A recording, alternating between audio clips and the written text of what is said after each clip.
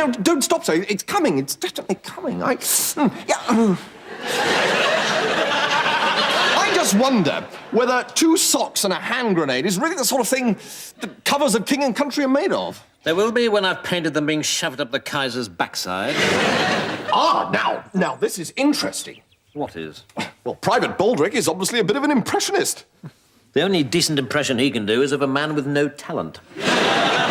What's it called, Baldrick? The Vomiting Cavalier? No, sir. That's not supposed to be vomit. It's dabs of light. No, it's vomit. Yes. So, why did you choose that? You told me to, sir.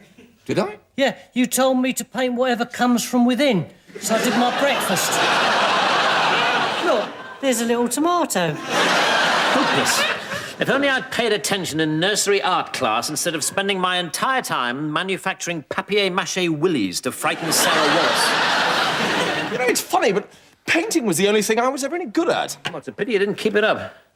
Well, as a matter of fact, I did, actually. I mean, normally, of course, I wouldn't show them to anyone because they're just embarrassing daubs, really. But, you know, they give me pleasure.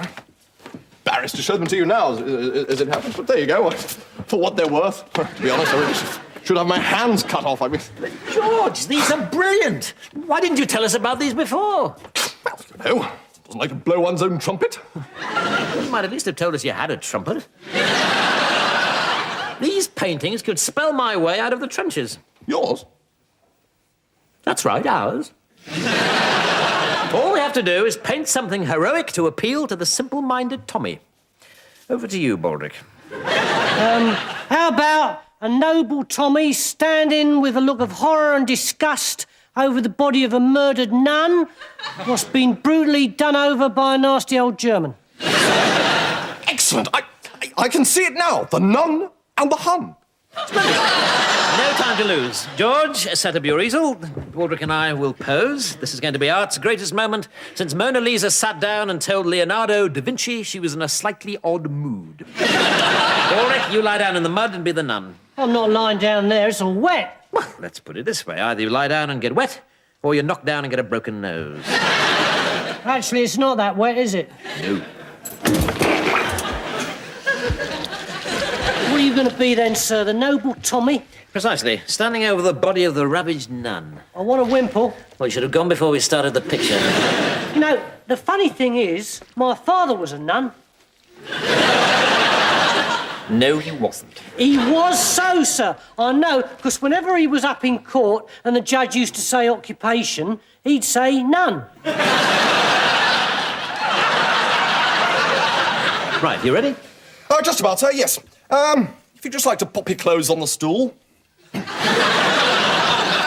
I'm sorry? Just pop your clothes on the stool over there. You mean you want me tackle out? So, yes.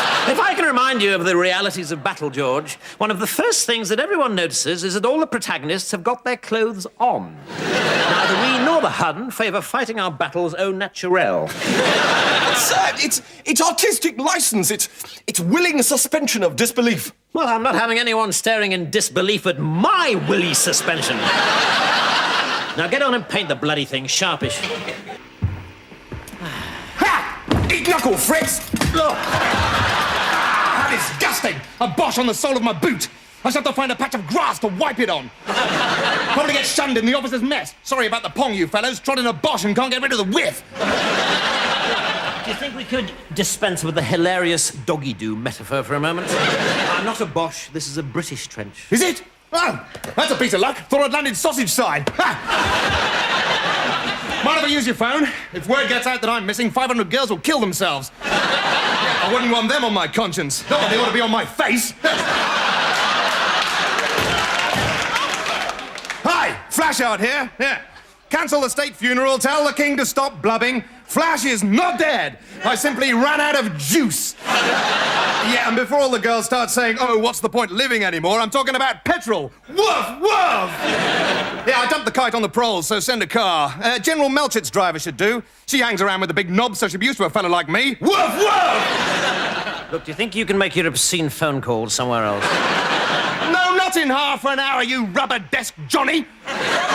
Send the bitch with the wheels right now, or I'll fly back to England and give your wife something to hang her towels on!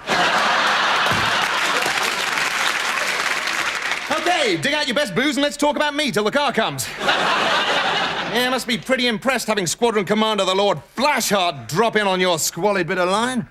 Actually, no. I was more impressed by the contents of my handkerchief the last time I blew my nose. Yeah, like how? You probably got little pictures of me on the walls of your dugout, haven't you? I bet you go all girly and giggly every time you look at me. I'm afraid not.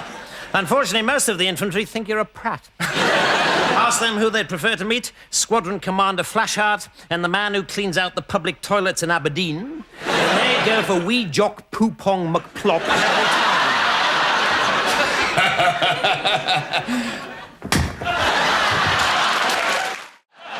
Right, Baldrick.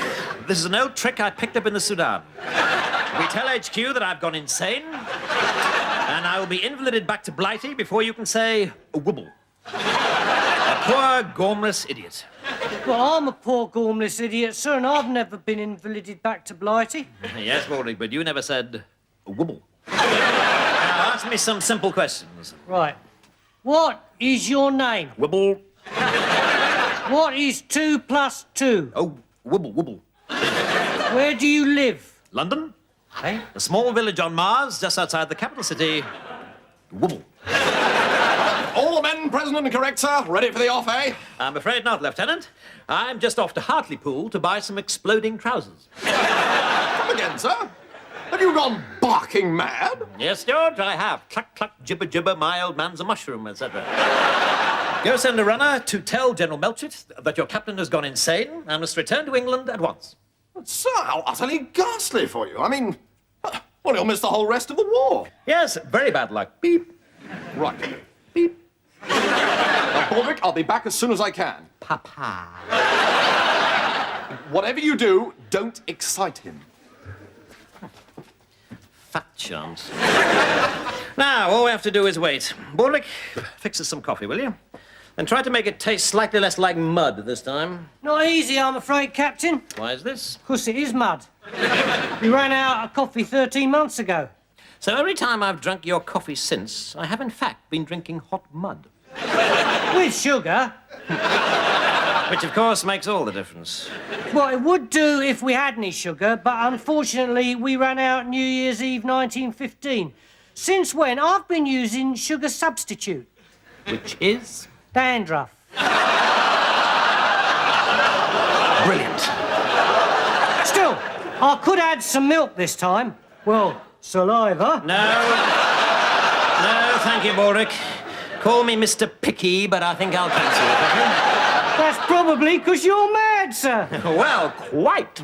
Well, I didn't go down at all well, I'm afraid, sir. Captain Darling said they'd be along directly, but, well, you better be pretty damn doolally. Don't worry, George, I am. Okay. When they get here, I'll show them what totally and utterly bonkeroony means. Wah. Till then, we've got bugger all to do except sit and wait.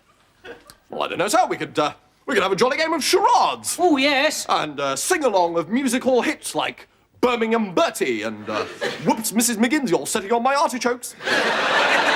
Yes, I think bugger all might be rather more fun. Permission to ask a question, sir? Permission granted, Baldrick, as long as it isn't the one about where babies come from. No. The thing is, the way I see it, these days there's a war on, right? And ages ago there wasn't a war on, right? So there must have been a moment when there not being a war on went away, right? And there being a war on came along.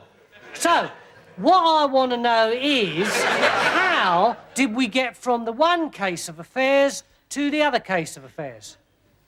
Do you mean, how did the war start? Yeah. The war started because of the vile Hun and his villainous empire building. George, the British Empire at present covers a quarter of the globe, while the German Empire consists of a small sausage factory in Tanganyika. I hardly think that we can be entirely absolved from blame on the imperialistic front. Oh, no, sir, absolutely not. Mad as a bicycle.